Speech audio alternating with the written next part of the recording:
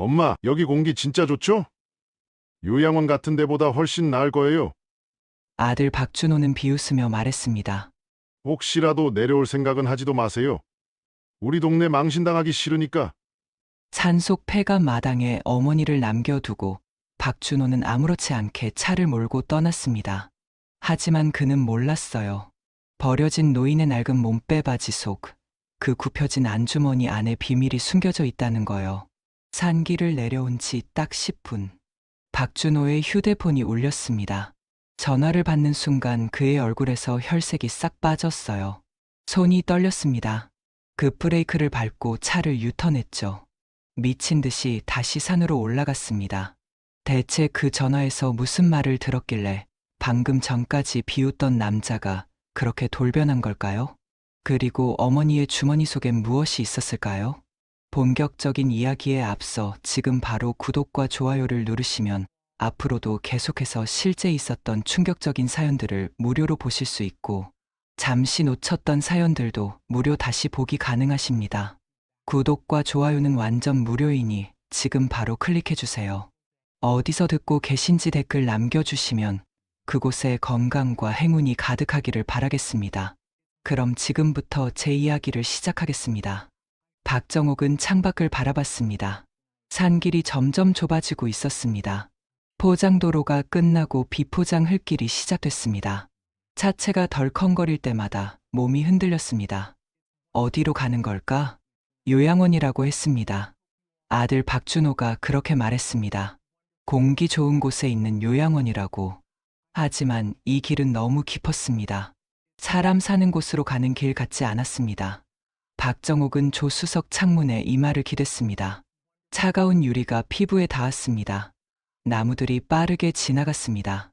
햇빛도 점점 사라지고 있었습니다. 곧 도착합니다. 박준호가 말했습니다. 뒷좌석에서 며느리 이서연이 하품을 했습니다. 진짜 멀다. 여기가 어디예요? 조용한 곳이 좋다잖아. 그래도 이건 너무 깊은 거 아니에요? 이서연의 목소리에는 짜증이 섞여 있었습니다. 박정옥은 아무 말도 하지 않았습니다. 그저 창밖만 바라봤습니다. 차는 더 깊숙이 들어갔습니다. 이제 길이라고 부르기도 민망한 오솔길이었습니다. 풀이 무성하게 자라 차체를 긁었습니다. 드디어 차가 멈췄습니다. 다 왔습니다. 박준호가 엔진을 껐습니다. 박정옥은 천천히 고개를 들었습니다. 눈앞에 펼쳐진 광경에 숨이 멎었습니다. 폐가였습니다. 무너진 담장, 깨진 기와 반쯤 부서진 대문. 요양원이 아니었습니다. 사람이 살 수 있는 곳도 아니었습니다. 여기가 요양원이냐? 박정옥의 목소리가 떨렸습니다. 박준호는 차에서 내렸습니다. 조수석 문을 열었습니다. 요양원보다 좋죠. 공기 엄청 좋잖아요. 그의 입가에 비웃음이 번졌습니다. 박정옥은 아들의 얼굴을 똑바로 봤습니다. 그 눈빛에는 온기가 없었습니다. 차가운 돌덩이 같았습니다. 이서연이 차에서 내렸습니다. 코를 찌푸리며 주변을 둘러봤습니다. 냄새 진짜 심하네. 빨리 끝내요. 박준호는 트렁크를 열었습니다. 낡은 보따리 하나를 꺼내 마루 위에 던졌습니다. 쿵! 보따리가 굴러 떨어졌습니다. 안에서 옷까지 몇 벌이 흘러나왔습니다. 박정옥은 그 광경을 말없이 지켜봤습니다. 가슴속에서 무언가가 무너져 내렸습니다. 하지만 얼굴은 평온했습니다. 준호야, 왜 이러니? 정말 이럴 거냐? 박정옥의 목소리는 흔들리지 않았습니다. 담담했습니다. 박준호는 어머니를 보지 않았습니다. 이게 최선입니다. 요양원 한 달에 300씩 내려면 우리가 어떻게 살아요? 이서연이 남편의 팔을 잡았습니다. 그만 가요. 시간 없다니까요. 박준호는 차 문을 열었습니다. 시동을 걸었습니다. 박정옥은 그 모습을 가만히 지켜봤습니다. 잘 지내세요, 어머니. 박준호의 마지막 인사는 형식적이었습니다. 감정이 없었습니다. 차가 출발했습니다. 흙먼지가 피어올랐습니다. 박정옥은 그 자리에 서서 차가 사라질 때까지 봤습니다. 엔진 소리가 점점 멀어졌습니다. 완전히 사라졌습니다. 이제 산새 소리만 들렸습니다. 바람이 불었습니다. 나무잎이 바스락거렸습니다. 박정옥은 폐가를 바라봤습니다. 깨진 유리창 사이로 어둠이 보였습니다. 그녀는 천천히 마루로 걸어갔습니다. 무릎이 후들거렸습니다. 하지만 걸음은 멈추지 않았습니다. 마루에 앉았습니다. 보따리를 끌어당겼습니다. 그리고 낡은 몸빼바지 주머니에 손을 넣었습니다. 손가락 끝에 무언가 닿았습니다. 종이였습니다. 누렇게 바랜 오래된 종이. 박정옥은 그것을 천천히 꺼냈습니다. 입가에 희미한 미소가 번졌습니다. 이제 시작이구나. 그녀의 목소리는 바람에 실려 사라졌습니다. 차가 완전히 사라졌습니다. 엔진 소리도 들리지 않았어요. 박정옥은 폐가 마루에 앉아 있었습니다. 등이 구부정했어요. 주름진 손이 무릎 위에 놓여 있었습니다. 누가 봐도 초라한 노인이었어요. 버려진 노인. 박정옥은 천천히 고개를 들었습니다. 무너진 담장 너머로 하늘이 보였어요. 구름 한 점 없이 맑았습니다. 정말 공기가 좋네. 박준호가 했던 말이 떠올랐어요. 비웃음 가득한 그 목소리. 박정옥은 쓸쓸하게 웃었습니다. 가슴 한쪽이 저려왔어요. 46년을 키운 아들이었습니다. 젖을 물렸고 밤새 안고 달랬어요. 학교 앞에서 기다렸고 아플 때 간호했습니다. 그 아들이 자신을 산속에 버렸어요. 쓰레기처럼. 박정옥은 눈을 감았습니다. 눈물이 날 것 같았어요. 하지만 나오지 않았습니다. 이미 다 말라버렸는지도 몰랐어요. 바람이 불었습니다. 차가운 바람이 목덜미를 스쳤어요. 박정옥은 몸을 떨었습니다. 춥네. 중얼거리며 몸빼바지 주머니에 손을 넣었어요. 손가락 끝에 무언가 닿았습니다. 딱딱한 종이었어요. 박정옥은 그것을 천천히 꺼냈습니다. 누렇게 바랜 등기권리증. 모서리가 닳아 있었어요. 오래 만졌던 흔적이었습니다. 박정옥은 그것을 조심스럽게 펼쳤어요. 강남구 테헤랄로 520번지. 주소가 적혀 있었습니다. 박정옥은 그 글자를 천천히 읽었어요. 손가락으로 쓰다듬었습니다. 30년 전이었어요. 강남은 허벌판이었습니다. 논밭뿐이었어요. 아무도 관심 없는 땅. 박정옥은 그곳에 돈을 묻었습니다. 남편은 미쳤다고 했어요. 그 돈으로 집이나 고치지. 박준호도 원망했습니다. 엄마 때문에 애들이 놀려. 하지만 박정옥은 멈추지 않았어요. 새벽 5시에 일어났습니다. 식당으로 갔어요. 설거지를 했습니다. 손이 트고 피가 났어요. 허리가 펴지지 않았습니다. 그래도 일했어요. 한 푼, 2푼 모았습니다. 쉬는 날도 없었어요. 명절에도 일했습니다. 사람들은 불쌍하다고 했어요. 명절에도 일해야 하다니. 박정옥은 그냥 웃었습니다. 괜찮아요. 사실은 계획이 있었어요. 멀리 보고 있었습니다. 10년이 지났어요. 강남이 변하기 시작했습니다. 논밭이 사라졌어요. 빌딩이 솟아올랐습니다. 박정옥의 땅 위에도 건물이 올라갔어요. 30층짜리 오피스 빌딩. 임대료가 한 달에 3억이었습니다. 지금은 5억을 넘었어요. 건물값은 500억. 박정옥은 그 모든 것의 주인이었습니다. 하지만 아무도 몰랐어요. 남편도, 아들도. 박정옥은 계속 낡은 옷을 입었습니다. 계속 설거지를 했어요. 계속 작은 방에서 살았습니다. 박준호는 창피해했어요. 엄마, 제발 좀 그만 일해. 사람들이 뭘 하는지 알아? 이서연은 더 심했습니다. 시어머님 때문에 우리가 가난한 집 취급받아요. 박정옥은 아무 말 하지 않았어요. 그저 웃었습니다. 이게 편한데 뭐. 사실은 지켜보고 있었어요. 아들을, 며느리를, 그들의 본 모습을. 박준호는 사업을 시작했습니다. 카페, 식당, 무역. 모두 실패했어요. 빚이 쌓였습니다. 엄마, 돈 좀 빌려줘. 박정옥은 조금씩 줬어요. 많지 않은 돈. 하지만 꾸준히. 박준호는 불만이었습니다. 고작 이것밖에. 이서연은 코웃음 쳤어요. 시어머님, 돈도 별로 없나 봐요. 박정옥은 설거지를 하며 그 말을 들었습니다. 물이 차가웠어요. 손이 시렸습니다. 하지만 표정은 변하지 않았어요. 시간이 흐를수록 확실해졌습니다. 박준호는 변했어요. 돈만 밝히는 사람이 됐습니다. 어머니는 안중에도 없었어요. 이서연은 더했습니다. 시어머님, 요양원 가시는 게 어때요? 박정옥은 고개를 끄덕였어요. 그래, 그게 좋겠구나. 마음속으로 결정했습니다. 이제 끝이야. 더 이상 기다릴 필요가 없었어요. 아들은 이미 선택했습니다. 어머니보다 돈을, 효도보다 편함을, 그리고 오늘 산속폐가, 완벽한 유기. 박정옥은 권리증을 바라봤어요. 500억짜리 빌딩의 주인. 하지만 지금은 버려진 노인. 박정옥은 권리증을 천천히 접었습니다. 다시 주머니에 넣었어요. 손이 떨렸습니다. 분노 때문이 아니었어요. 슬픔 때문도 아니었습니다. 그저 차가운 결심 때문이었어요. 박정옥은 주머니 깊숙한 곳을 더듬었습니다. 또 다른 것이 만져졌어요. 휴대폰이었습니다. 오래된 폴더폰. 하지만 그 안에는 중요한 번호가 하나 있었어요. 변호사 한도윤. 30년간 박정옥의 비밀을 지켜온 사람. 박정옥은 전화를 걸었습니다. 신호음이 울렸어요. 한 번, 두 번. 여보세요, 회장님. 한도윤의 목소리는 정중했습니다. 나야. 어디 계십니까?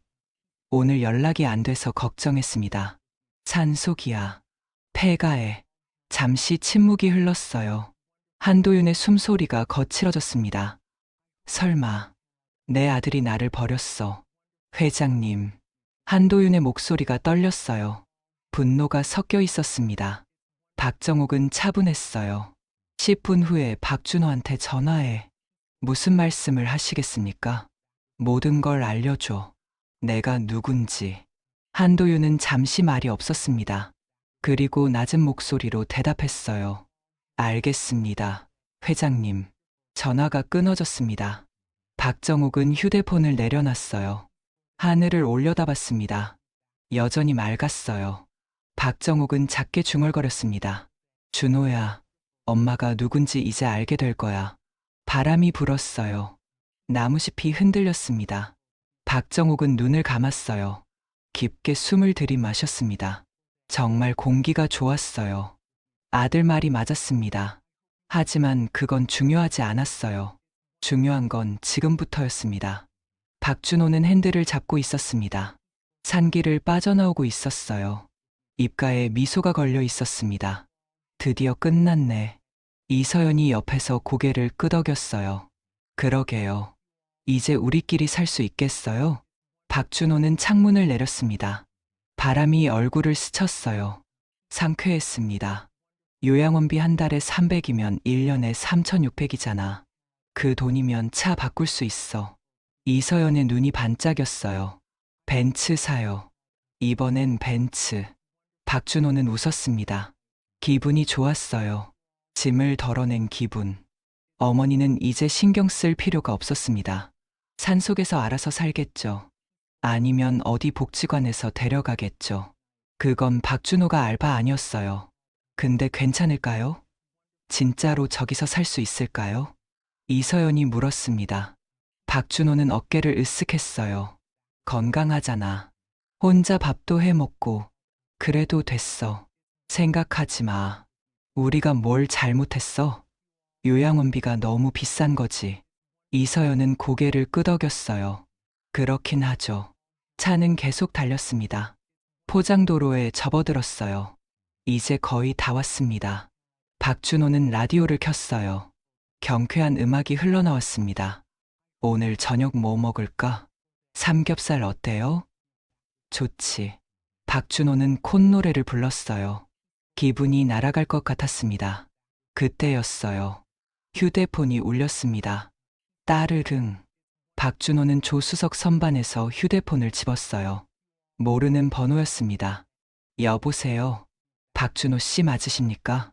낯선 남자 목소리였어요. 차분하고 정중했습니다. 하지만 어딘가 차가웠어요. 네. 그런데 누구시죠? 한도윤 변호사입니다. 박정옥 회장님의 대리인입니다. 박준호는 미간을 찌푸렸어요. 박정옥, 우리 어머니요? 네, 맞습니다. 박준호는 웃음이 났어요. 회장님이라니, 무슨 농담이세요? 한도윤의 목소리는 여전히 차분했습니다. 농담이 아닙니다. 박정옥 회장님은 강남구 테헤란로 520번지 소재, 테헤란 오피스 빌딩의 실소유주이십니다. 박준호의 웃음이 멈췄어요. 뭐라고요? 테헤란 빌딩. 30층 규모의 오피스 빌딩입니다. 현재 시가 500억 원 상당입니다. 박준호는 차를 갓길에 세웠어요.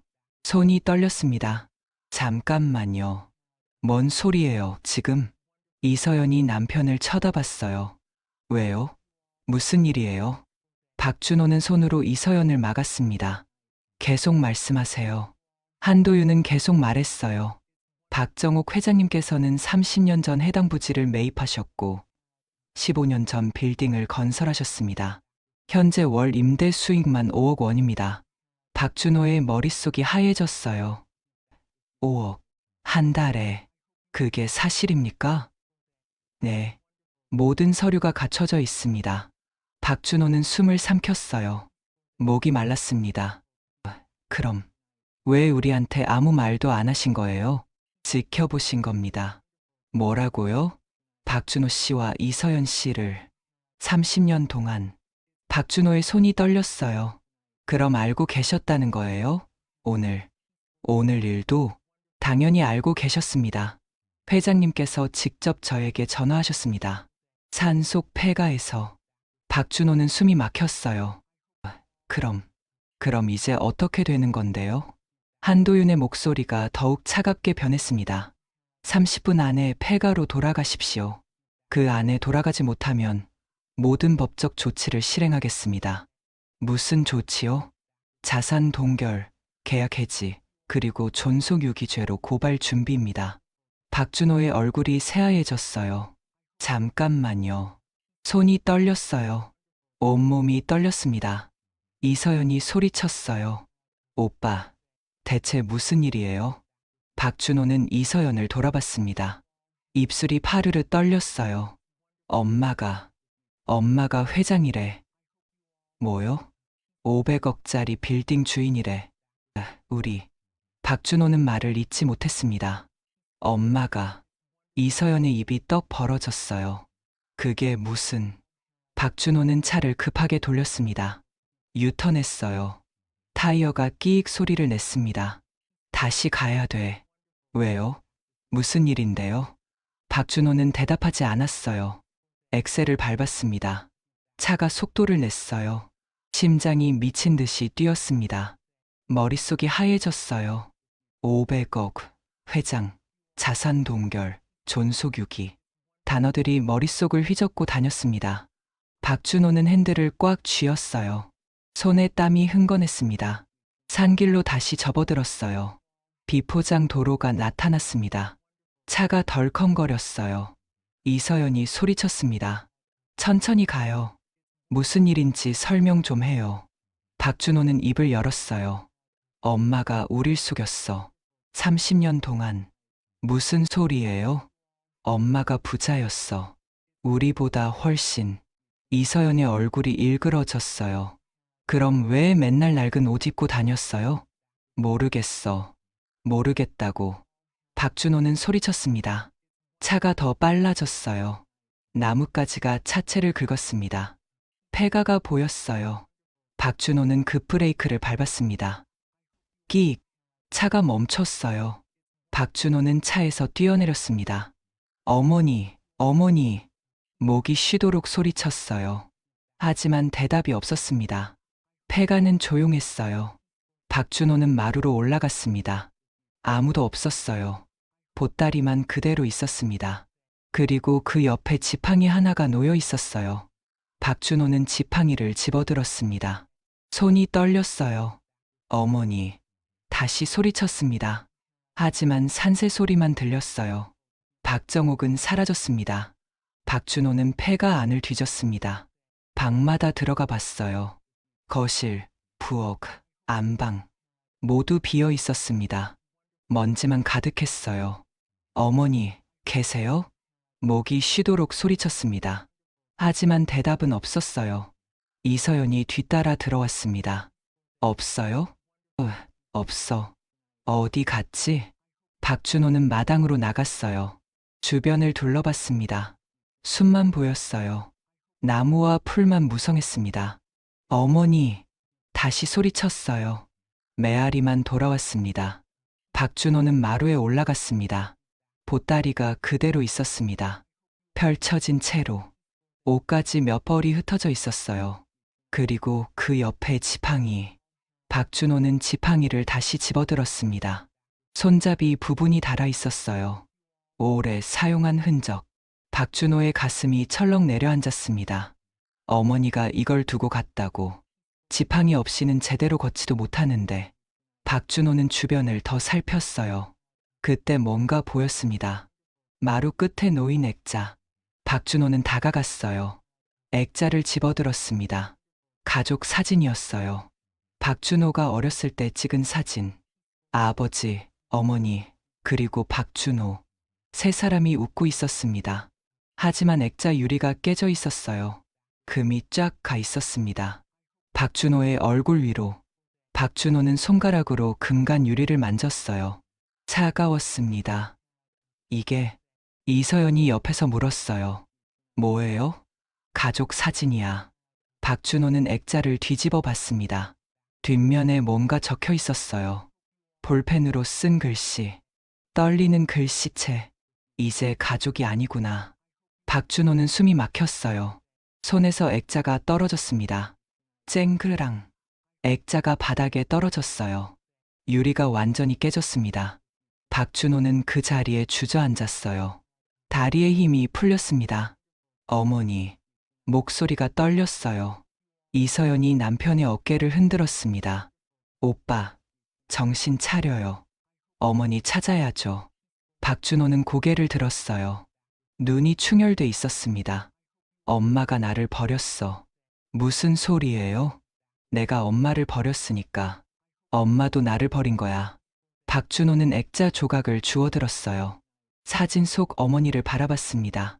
젊은 박정욱이 웃고 있었어요. 따뜻한 미소. 박준호를 안고 있는 모습. 박준호의 눈에서 눈물이 흘렀습니다. 내가 뭔 짓을 한 거야? 이서연은 아무 말도 하지 않았어요. 입술을 깨물고 있었습니다. 박준호는 일어났어요. 비틀거리며 마당으로 나갔습니다. 어머니, 어머니. 목이 터져라 소리쳤어요. 하지만 대답은 없었습니다. 산은 조용했어요. 바람만 불었습니다. 나무잎이 바스락거렸어요. 박준호는 주저앉았습니다. 땅에 손을 짚었어요. 어머니, 미안해요. 미안해요. 눈물이 땅에 떨어졌습니다. 이서연이 다가왔어요. 오빠, 일단 내려가요. 변호사한테 전화해봐요. 박준호는 고개를 저었습니다. 소용없어. 엄마는 안 돌아올 거야. 그래도 엄마가 날 버렸다고. 완전히. 박준호는 일어났어요. 폐가를 다시 한번 둘러봤습니다. 텅 비어 있었어요. 어머니의 흔적은 어디에도 없었습니다. 보따리와 지팡이, 깨진 가족 사진. 그것만 남아 있었어요. 박준호는 지팡이를 집어들었습니다.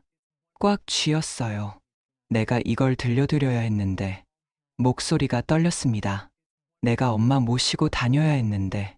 이서연이 남편의 팔을 잡았어요. 오빠, 이제 어떡해요? 변호사가 30분 안에 오라고 했잖아요. 박준호는 시계를 봤어요. 벌써 25분이 지났습니다.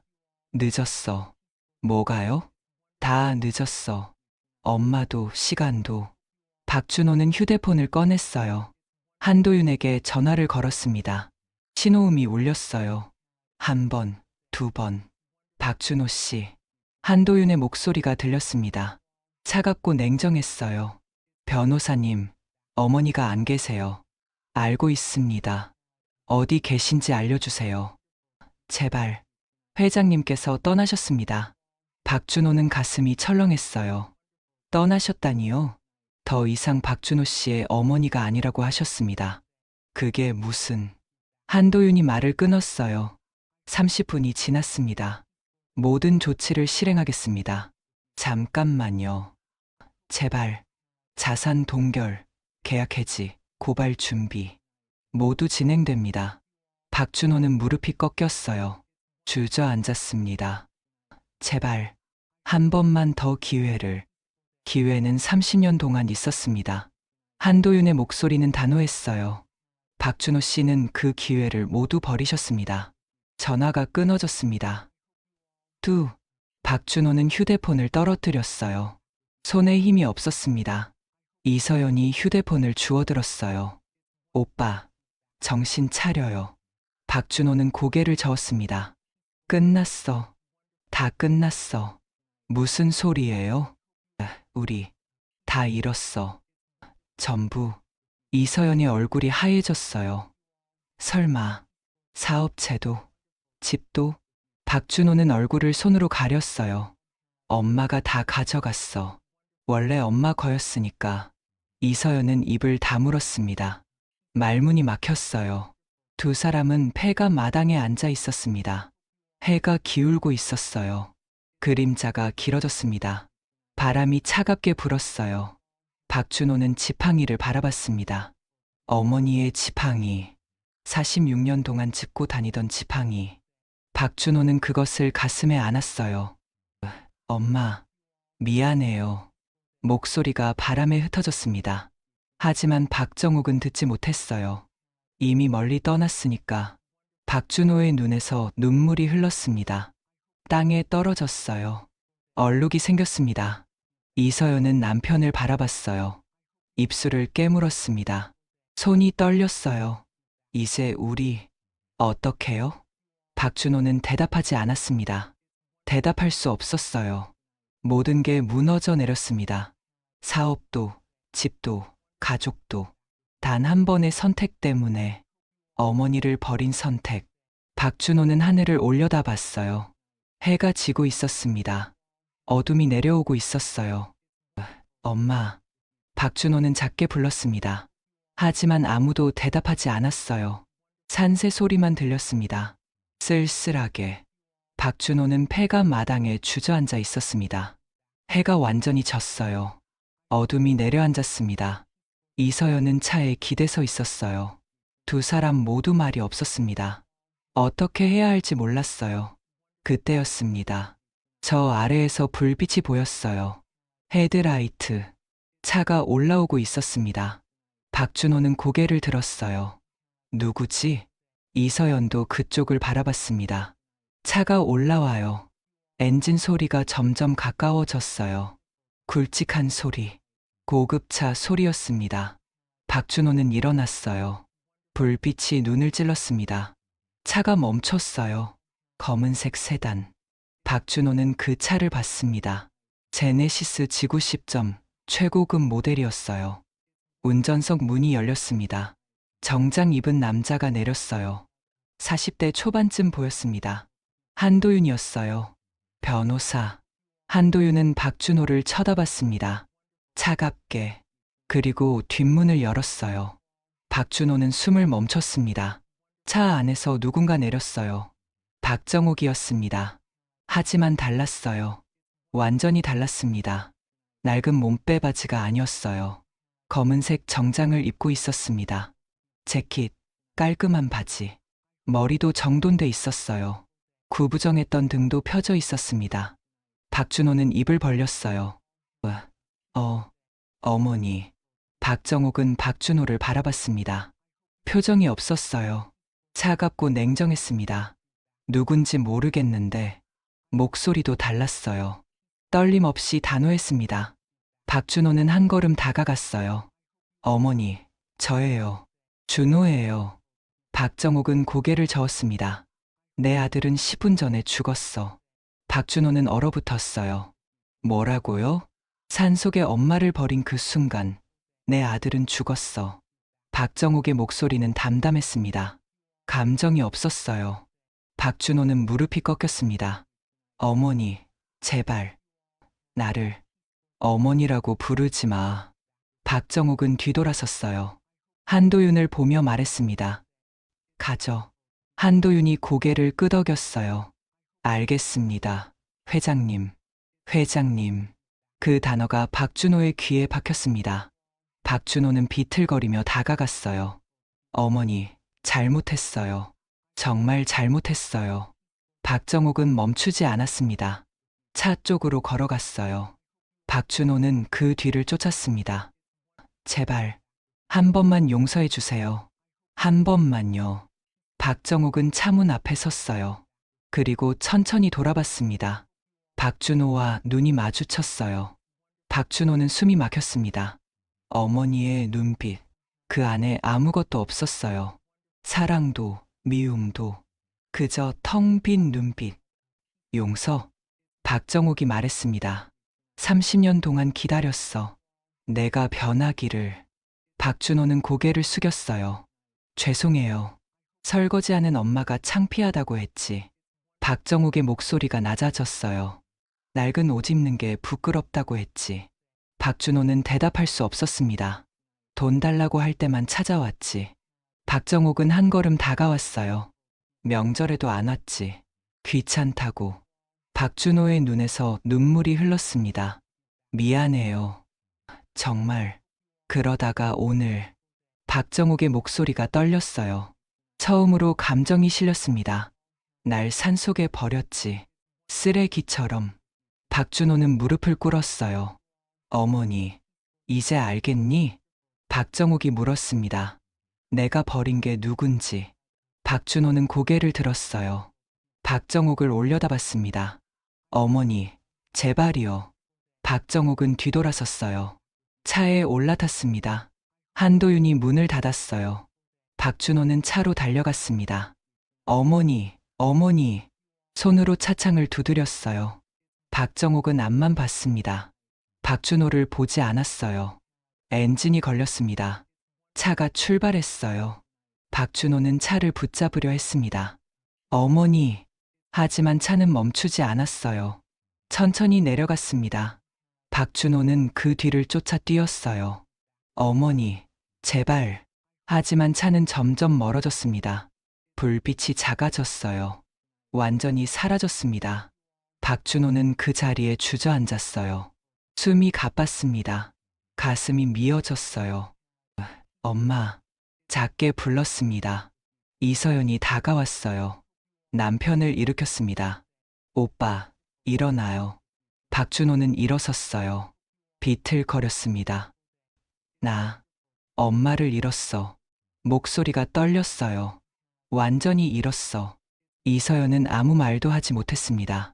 두 사람은 어둠 속에 서 있었어요. 차가운 바람이 불었습니다. 박준호는 산 아래를 바라봤어요. 어머니가 사라진 방향. 엄마가 회장이었어. 중얼거렸습니다. 500억짜리 빌딩 주인이었어. 이서연은 입술을 깨물었어요. 그럼 왜 우리한테 말 안 하신 거예요? 박준호는 웃었습니다. 쓴 웃음이었어요. 시험했던 거야. 우릴. 뭐요? 엄마가 가난해도 우리가 잘해주는지. 그걸 보신 거야. 박준호는 고개를 떨구었어요. 근데 난 실패했어. 완전히. 이서연은 남편을 바라봤습니다. 그럼 이제 어떡해요? 박준호는 대답하지 않았어요. 폐가로 돌아갔습니다. 마루에 놓인 지팡이를 집어들었어요. 이것밖에 안 남았어. 어머니의 지팡이. 박준호는 그것을 꽉 껴안았습니다. 엄마. 눈물이 흘렀어요. 멈추지 않았습니다. 이서연은 차에 기댔어요. 하늘을 올려다봤습니다. 별이 떠 있었어요. 차가운 빛. 우리. 이제 어떻게 살아요? 박준호는 대답하지 않았습니다. 대답할 수 없었어요. 모든 게 끝났으니까. 어머니도, 돈도, 미래도. 단 한 번의 선택으로. 다음 날 아침이었습니다. 박준호는 집으로 돌아왔어요. 아파트 현관문을 열었습니다. 하지만 열리지 않았어요. 다시 비밀번호를 눌렀습니다. 틀렸다는 소리만 났어요. 삐삐. 박준호는 당황했습니다. 왜 안 열려? 이서연이 옆에서 물었어요. 비밀번호 바뀐 거 아니에요? 누가 바꿔? 우리 집인데. 그때 현관문에 붙은 종이가 보였습니다. 박준호는 그것을 떼어냈어요. 압류 통지서. 박준호의 손이 떨렸습니다. 압류라고? 이서연이 종이를 빼앗아 봤어요. 얼굴이 하얘졌습니다. 오빠, 이거 진짜예요? 박준호는 대답하지 않았어요. 휴대폰을 꺼냈습니다. 한도윤에게 전화를 걸었어요. 신호음이 울렸습니다. 박준호 씨. 한도윤의 목소리가 들렸어요. 집이 왜 압류됐습니까? 말씀드렸죠. 모든 자산을 동결한다고. 하지만 집은 제 명의인데요. 아닙니다. 계약서를 확인해 보세요.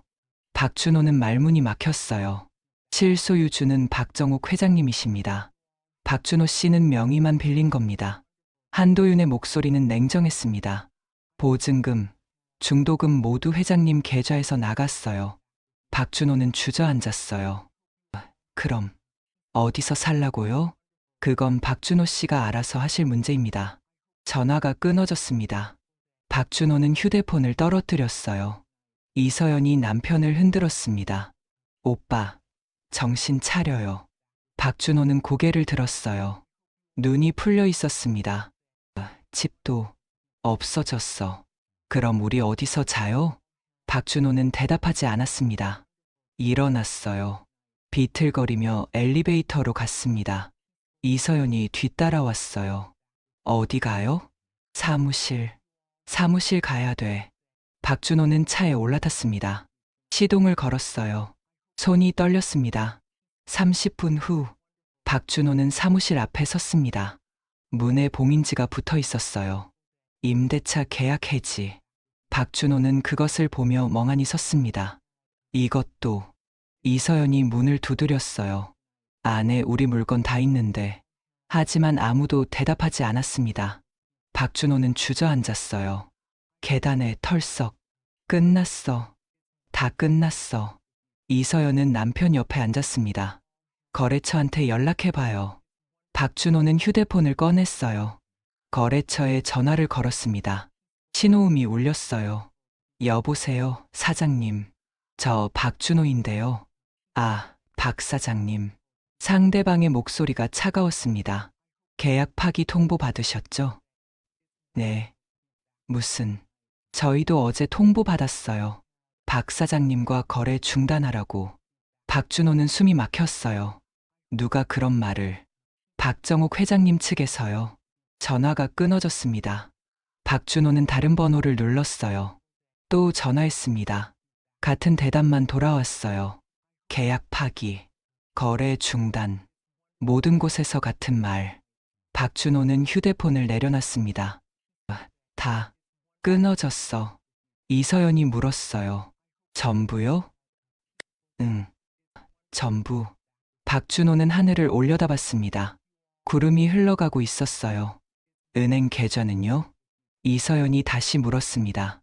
박준호는 휴대폰으로 계좌를 확인했어요. 잔액, 영원, 동결됐어. 그럼 우리 돈이 한 푼도 없어. 이서연은 가방을 뒤졌습니다. 지갑을 꺼냈어요.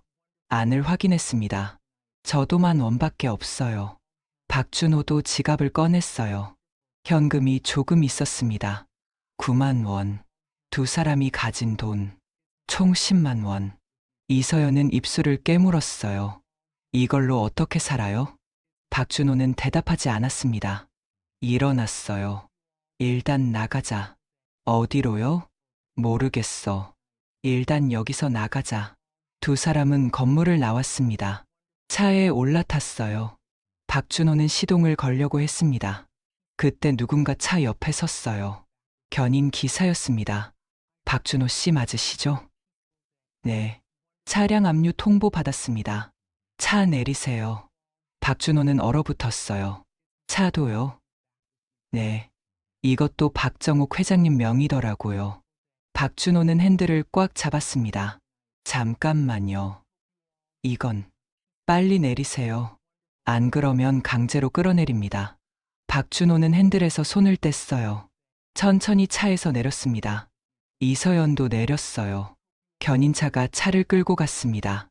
박준호는 그것을 지켜봤어요. 차가 멀어졌습니다. 완전히 사라졌어요. 이서연이 남편의 팔을 잡았습니다. 오빠, 우리 진짜 아무것도 없어요? 박준호는 고개를 끄덕였어요. 응, 아무것도. 두 사람은 길거리에 섰습니다. 가진 것은 10만 원. 입고 있는 옷. 이서연은 주저앉았어요. 어떡해요? 어떡해? 박준호는 하늘을 올려다봤습니다. 햇빛이 따가웠어요.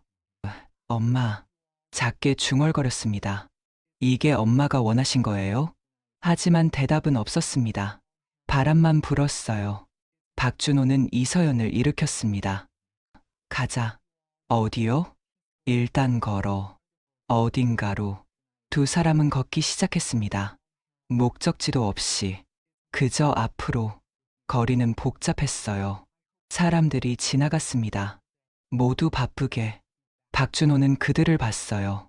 어제까지 자신도 저랬습니다. 바쁘게 살았어요. 돈을 쫓았습니다. 그리고 어머니를 버렸어요. 이제 모든 게 사라졌습니다. 집도, 차도, 사업도. 단 하루 만에 박준호는 멈춰 섰어요. 벤치에 앉았습니다. 이서연도 옆에 앉았어요. 배고파요. 이서연이 말했습니다. 박준호는 지갑을 꺼냈어요. 10만 원. 이걸로 일주일은 버텨야 해. 일주일이요? 그 다음엔요? 박준호는 대답하지 않았습니다. 그 다음은 생각하고 싶지 않았어요. 두 사람은 벤치에 앉아 있었습니다. 지나가는 사람들을 봤어요. 아무도 그들을 보지 않았습니다. 투명 인간 같았어요. 해가 기울었습니다. 저녁이 됐어요. 박준호는 일어났습니다. 가자. 어디요? 찜질방. 오늘은 거기서 자자. 두 사람은 가까운 찜질방으로 갔습니다. 입장료를 냈어요. 2만 원. 남은 돈 8만 원. 박준호는 그것을 세며 한숨 쉬었습니다. 일주일도 못 버티겠네. 이서연은 아무 말도 하지 않았어요. 그저 눈물만 흘렸습니다. 찜질방에서 4일이 지났습니다. 돈은 3만 원밖에 남지 않았어요. 박준호는 바닥에 누워 천장을 봤습니다. 배가 고팠어요. 하루에 한 끼만 먹었습니다. 편의점 삼각김밥. 그것도 둘이서 나눠 먹었어요. 이서연은 옆에서 웅크리고 있었습니다. 오빠, 이러다 죽는 거 아니에요? 박준호는 대답하지 않았어요. 그저 눈을 감았습니다. 엄마는 이렇게 살았구나.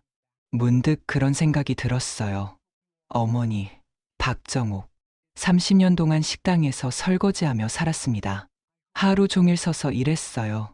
손이 트고 허리가 아파도 박준호는 그걸 당연하게 여겼습니다. 엄마니까. 하지만 지금은 알 것 같았어요. 얼마나 힘들었을지. 박준호는 일어났습니다. 나가자. 어디요? 일 찾아야지. 두 사람은 찜질방을 나왔어요. 거리로 나왔습니다. 박준호는 식당마다 들어갔어요. 일 구하는데요. 경력 있으세요? 아니요. 하지만 다음에 연락드릴게요. 거절당했습니다. 편의점도 마찬가지였어요. 지금은 자리가 없어요. 박준호는 하루 종일 돌아다녔습니다. 10곳이 넘게 모두 안 된다고 했어요. 해가 저물었습니다. 박준호는 지쳐 있었어요. 다리가 후들거렸습니다. 이서연도 마찬가지였어요. 오빠, 오늘은 어디서 자요? 남은 돈은 2만 원. 찜질방 갈 돈도 없었습니다. 박준호는 공원 벤치에 앉았어요. 여기서 자자. 여기서요? 이서연의 목소리가 떨렸습니다. 나 못해요. 박준호는 이서연을 봤어요. 참아. 조금만. 조금만이 언제까지예요? 이서연이 소리쳤습니다. 이렇게 사는 게 사는 거예요? 박준호는 아무 말도 하지 않았어요. 이서연은 일어났습니다. 나 친구한테 연락할래요. 돈 좀 빌려달라고. 그러지 마. 왜요? 우린 죽어가는데. 이서연은 휴대폰을 꺼냈어요. 전화를 걸었습니다. 하지만 받지 않았어요. 다른 번호로 걸었습니다. 또 안 받았어요. 이서연의 얼굴이 일그러졌습니다. 다들 미안해요. 박준호는 고개를 숙였어요. 그럴 줄 알았어. 오빠는 괜찮아요? 이렇게 사는 게 괜찮을 리 없지. 박준호는 벤치에 누웠습니다. 하지만 이게 현실이야. 이서연은 남편을 봤어요. 나 못하겠어요. 뭐 이렇게 못 살아요. 나 가야겠어요. 박준호는 일어났습니다. 어디로? 모르겠어요. 일단 여기서 벗어나야 해요. 이서연은 가방을 챙겼어요. 박준호가 팔을 잡았습니다. 서연아, 놓아요. 이서연이 팔을 뿌리쳤어요. 오빠랑 있으면 나도 죽어요. 나 살아야 해요. 서연아, 진정해. 진정하라고요? 우린 거지예요. 거지. 나 이렇게 못 살아요. 이서연은 뛰기 시작했습니다. 공원을 빠져나갔어요. 박준호는 뒤따라 뛰었습니다. 서연아, 서연아. 하지만 이서연은 돌아보지 않았어요. 어둠 속으로 사라졌습니다.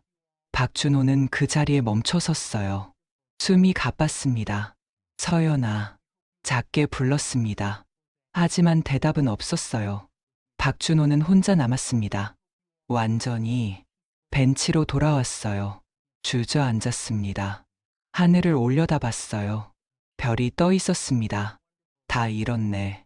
아내도, 돈도, 집도, 모든 것. 박준호는 눈을 감았어요. 눈물이 흘렀습니다. 그날 밤은 혼자 잤습니다. 차가웠어요. 외로웠습니다. 무서웠어요. 다음 날 아침, 박준호는 눈을 떴어요. 몸이 뻐근했습니다. 온몸이 아팠어요. 일어났습니다. 거리를 걸었어요. 그때 누군가를 봤습니다. 할머니 한 분이 폐지를 줍고 있었어요. 허리를 굽혀서 박준호는 그것을 지켜봤습니다. 엄마도 이렇게 힘들었겠지. 식당에서 설거지하며 새벽부터 밤까지. 박준호는 다가갔어요. 저기요. 할머니가 돌아봤습니다. 뭔가? 폐지 주우면 돈 되나요? 할머니는 박준호를 훑어봤어요. 젊은 사람이 왜 이걸? 돈이 필요해서요. 할머니는 한숨을 쉬었습니다. 하루 종일 주어야 10,000원이야. 10,000원이요? 응. 그것도 운 좋으면. 박준호는 고개를 끄덕였어요. 어떻게 하는 건가요? 할머니는 리어카를 가리켰습니다. 저거에 담아. 그리고 고물상 가서 팔고. 박준호는 리어카를 봤어요. 녹슬어 있었습니다. 리어카는 어디서 구해요? 고물상에 가면 빌려줘. 박준호는 고개를 숙였어요. 감사합니다. 박준호는 고물상으로 갔어요. 리어카를 빌렸습니다. 그리고 거리로 나왔어요. 삐걱. 사람들이 쳐다봤습니다. 수군거렸어요. 박준호는 고개를 숙였습니다. 창피하다. 얼굴이 화끈거렸어요. 엄마도 이런 기분이었을까? 사람들 눈치 보며 살았을 때. 박준호는 골목을 돌아다녔어요. 폐지를 찾았습니다. 박스가 보였어요. 주워 담았습니다. 허리를 굽혔어요. 1번, 2번, 10번. 허리가 아팠습니다. 땀이 났어요. 하지만 멈추지 않았습니다. 엄마는 30년을 이렇게 살았어. 손이 까졌습니다. 피가 났어요. 엄마 손도 이랬겠지. 설거지하며 튼 손. 박준호는 계속 주웠습니다. 오전 내내, 오후에도, 해가 질 때까지. 리어카가 가득 찼어요. 박준호는 고물상으로 갔습니다. 폐지를 내려놨어요. 주인이 저울에 달았습니다. 7,000원. 박준호는 돈을 받았어요. 7,000원. 하루 종일 일한 데가 손을 봤습니다. 까져 있었어요. 피가 났습니다. 허리는 펴지지 않았어요. 박준호는 그제야 알았습니다. 엄마가 얼마나 힘들었는지. 30년 동안 매일 이렇게, 아니, 이것보다 더 힘들게. 박준호의 눈에서 눈물이 흘렀어요. 엄마, 작게 불렀습니다. 엄마가 이렇게 사셨어. 목소리가 떨렸어요. 매일 이렇게, 날 위해서. 박준호는 편의점으로 갔어요. 삼각김밥 하나를 샀습니다. 1,500원. 남은 돈은 5,500원. 벤치에 앉아 먹었어요. 박준호는 한 입 베어 물었습니다. 맛이 없었어요. 하지만 먹어야 했습니다. 살아야 했으니까. 엄마는 제대로 먹지도 못했겠지. 박준호가 중얼거렸어요. 돈 아끼려고 김밥을 삼켰어요. 목이 메었습니다. 난 정말 나쁜 놈이야. 그날 밤도 벤치에서 잤습니다. 혼자. 비가 내렸어요. 박준호는 젖었습니다. 추웠어요. 떨렸습니다. 조금만 참자. 스스로에게 말했어요. 다음 날도 폐지를 주었습니다. 그 다음 날도 일주일이 지났어요. 박준호는 변했습니다. 수염이 자랐어요. 옷은 더러워졌습니다. 냄새가 났어요. 사람들이 피했습니다. 저리 가. 누군가 말했어요. 박준호는 고개를 숙였습니다. 엄마도 무시당했을까? 가슴이 아팠어요. 저녁이었습니다. 박준호는 강남역 앞을 지나갔어요. 익숙한 건물이 보였습니다. 테헤란 빌딩. 어머니 박정욱의 빌딩.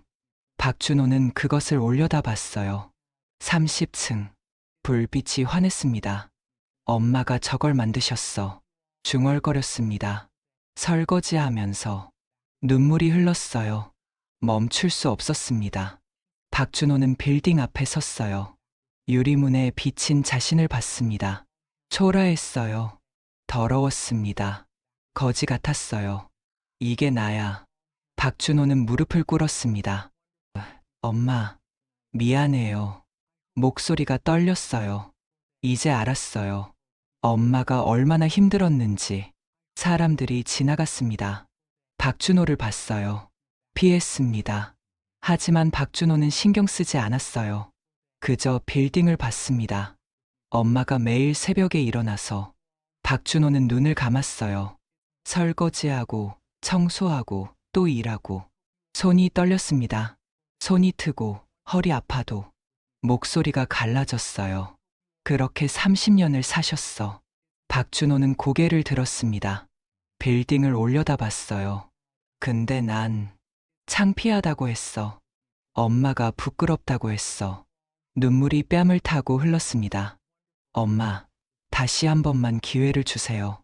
바람이 불었어요. 차가웠습니다. 하지만 박준호는 일어나지 않았습니다. 계속 무릎 꿇고 있었어요. 빌딩을 바라보며. 한참 후, 박준호는 일어났습니다. 주머니를 뒤졌어요. 돈을 셌습니다. 일주일 동안 모은 돈. 폐지 주어서 정확히 10만 원이었습니다. 박준호는 그것을 꽉 쥐었어요. 이제 가야겠다. 중얼거렸습니다. 엄마에게로. 박준호는 테헤란 빌딩 앞에 섰습니다. 손에 10만 원을 쥐고 있었어요. 일주일 동안 모은 돈. 폐지를 주우며. 허리 아프고 손 까지며. 박준호는 빌딩 입구를 봤어요. 유리문이 반짝였습니다. 경비원이 서 있었어요. 박준호는 한 걸음 다가갔습니다. 경비원이 손을 들었어요. 여기 뭐 하러 왔습니까? 박준호는 고개를 숙였습니다. 박정욱 회장님, 뵙고 싶습니다. 예약 있으세요? 아니요. 하지만 경비원은 코를 찌푸렸어요. 예약 없으면 안 됩니다. 그리고 경비원이 박준호를 훑어봤습니다. 더러운 옷, 수염난 얼굴, 냄새. 여긴 아무나 들어오는 곳이 아닙니다. 박준호는 입술을 깨물었어요. 저는 회장님이. 나가세요. 안 그러면 신고하겠습니다. 박준호는 물러났습니다. 빌딩에서 멀어졌어요. 하지만 포기하지 않았습니다. 옆 골목으로 갔어요. 직원 출입구가 있었습니다. 박준호는 그곳에서 기다렸어요. 1시간, 2시간. 해가 지고 있었습니다. 그때 누군가 나왔어요. 정장 입은 남자. 한도윤이었습니다. 박준호는 달려갔어요. 변호사님. 한도윤이 돌아봤습니다. 눈살을 찌푸렸어요. 누구? 박준호. 씁니다. 박준호는 고개를 숙였습니다. 네, 저예요. 한도윤은 박준호를 봤어요. 초라한 모습. 왜 이렇게? 어머니 좀 뵙게 해주세요. 박준호가 말했습니다. 제발이요. 한도윤은 고개를 저었어요. 회장님께서 거부하셨습니다. 변호사님, 저 일주일 동안 폐지 주었어요. 박준호는 10만 원을 꺼냈습니다. 이거 드리고 싶어요. 한도윤은 그 돈을 봤어요. 구겨진 지폐들. 그걸로 뭘 하시려고요? 엄마가 얼마나 힘드신지 알았어요. 박준호의 목소리가 떨렸어요. 일주일 동안 폐지 주우면서 깨달았어요. 한도윤은 아무 말도 하지 않았습니다. 엄마는 30년을 이렇게 사셨어요. 아니, 이것보다 더 힘들게. 박준호는 눈물을 흘렸어요. 설거지하면서, 손 트고 허리 아파도 참으시면서. 알았으니 이제 어쩌시려고요? 한도윤이 물었습니다. 용서받고 싶으세요? 박준호는 고개를 저었어요. 아니요. 한도윤은 눈을 깜박였습니다. 그럼요? 그냥 알려드리고 싶어요. 박준호가 말했습니다. 제가 깨달았다는 걸. 엄마가 얼마나 대단한 분인지. 그게 뭐가 달라집니까? 아무것도 안 달라져요. 박준호는 웃었어요. 쓴 웃음이었습니다. 엄마는 안 돌아오시고, 전 여전히 거지고. 그런데 왜 오셨습니까? 그래도 말씀드려야 할 것 같아서요. 박준호는 10만 원을 내밀었습니다. 이거 엄마한테 전해주세요. 10만 원을요? 네. 제가 처음으로 제대로 번 돈이에요. 박준호의 손이 떨렸어요. 엄마처럼 힘들게 일해서 번 돈. 한도윤은 그 돈을 받지 않았습니다. 회장님께서 원하시는 게 돈일까요? 박준호는 고개를 저었어요. 아니요. 알아요. 그럼요? 엄마가 원하신 건. 박준호는 말을 멈췄습니다. 목이 메었어요. 제가 사람이 되는 거였어요. 한도윤은 박준호를 똑바로 봤습니다. 그럼 사람이 되셨습니까? 박준호는 대답하지 못했어요. 한참 후에 입을 열었습니다. 모르겠어요. 모른다고요? 네. 아직 모르겠어요. 박준호는 고개를 들었습니다. 한도윤을 봤어요. 하지만 알고 싶어요. 배우고 싶어요. 뭐요? 사람답게 사는 법을. 박준호는 눈물을 닦았습니다. 엄마가 사신 것처럼. 한도윤은 한참 박준호를 봤어요. 그리고 돌아섰습니다. 따라오세요. 네. 회장님을 뵙게 해드리겠습니다. 박준호는 얼어붙었어요. 정말이요? 하지만 조건이 있습니다. 한도윤이 말했습니다. 용서를 구하지 마세요. 네. 회장님께 용서해달라고 하지 마세요. 박준호는 고개를 끄덕였어요. 알겠습니다. 두 사람은 빌딩 안으로 들어갔습니다. 엘리베이터를 탔어요. 30층 버튼을 눌렀습니다. 박준호는 거울에 비친 자신을 봤어요. 초라했습니다. 더러웠어요. 하지만 부끄럽지 않았습니다. 이게 진짜 자신이니까. 엘리베이터가 멈췄어요. 문이 열렸습니다. 복도가 보였어요. 깨끗하고 넓었습니다. 한도윤이 앞장섰어요. 박준호는 따라갔습니다.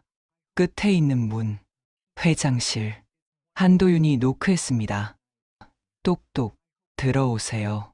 박정옥의 목소리였습니다. 한도윤이 문을 열었어요. 박준호는 숨을 멈췄습니다. 안으로 들어갔어요. 넓은 사무실. 창문 너머로 강남이 보였습니다. 그리고 책상 앞. 박정옥이 앉아 있었어요. 정장 차림. 단정한 모습. 박준호는 그곳에 섰습니다. 박정옥은 서류를 보고 있었어요. 고개를 들지 않았습니다. 무슨 일이니?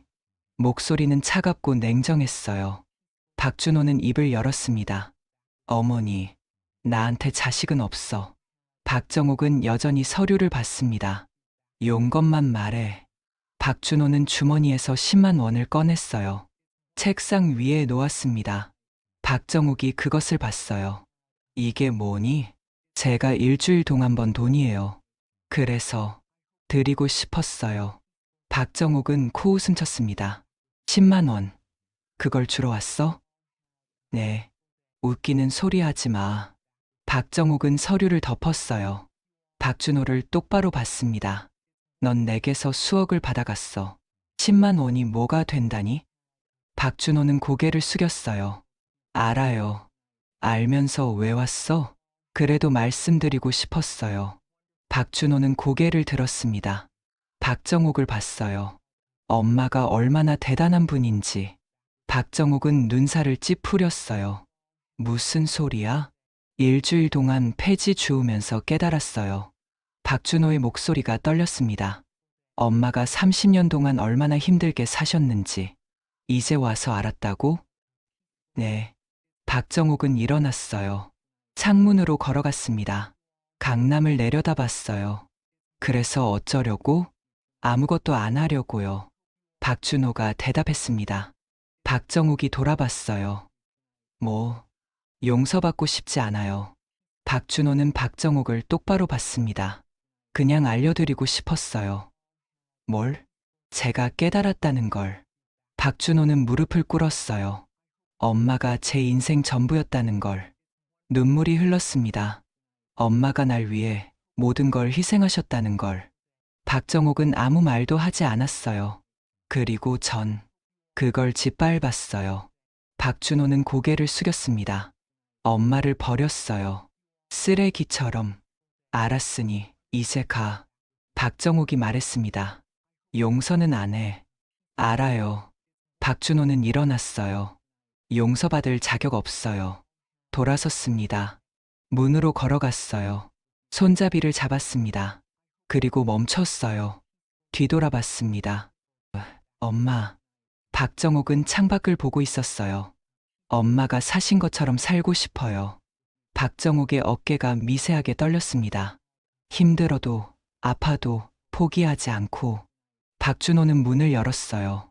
그렇게 살 수 있을지 모르겠지만 배우고 싶어요. 나갔습니다. 문이 닫혔어요. 박정옥은 혼자 남았습니다. 창밖을 보고 있었어요. 눈가가 붉어졌습니다. 손이 떨렸어요. 준호야. 작게 중얼거렸습니다. 내가 드디어. 눈물이 떨어졌습니다. 책상 위 10만 원 위에 박정옥은 그 돈을 집어들었어요. 구겨진 지폐. 박준호의 땀과 눈물이 배어 있었습니다. 이제야 사람이 됐구나. 박정옥은 그 돈을 가슴에 안았어요. 30년 만에 아들이 돌아왔습니다. 박준호는 빌딩을 나왔습니다. 밤 공기가 차가웠어요. 하지만 가슴은 따뜻했습니다. 어머니를 만났으니까. 비록 용서는 받지 못했지만 박준호는 그날부터 식당 일을 시작했습니다. 새벽 5시. 어머니가 일어나던 시간. 주인이 앞치마를 건넸어요.